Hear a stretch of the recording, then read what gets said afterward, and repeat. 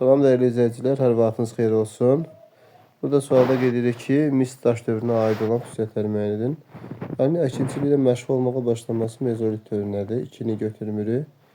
Süni suvarma şəbəkələri yeni yaradılması isə, deməli, süni suvarma erkən tuncdan başlayır.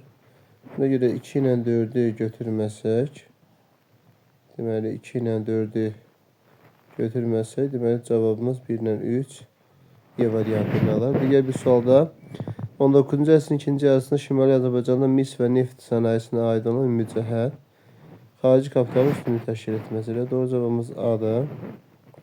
Məsələn, misdə də Gədəbəy mis əritmə zavodu var. Bunun Siemens qardaşları. Neft sənayesində də üstünlük təşkil edib. İlk manufakturalar 1827-də 2 manufaktura şəkli yaranıb. 19-cu əsrin birinci yarısına düşür. Alman kapitalının üstünlük təşkil etməsi də hamısı üçün oxşar deyil. Bunu mis sənayesinə aid etmək olar. Deməli, inhisarların fəaliyyətinə son qoyulması, bu da yanlışdır. Əslində, inhisarlar fəaliyyət göstərdi. Milli kapitalın həlledici rol almaq olması, bu da yanlışdır. Burada əgər mis və neft sənayesi xarici kapital üstünlüyü təşkil edirdi. Ona görə də sualın doğru cavabı A variantı olacaqdır.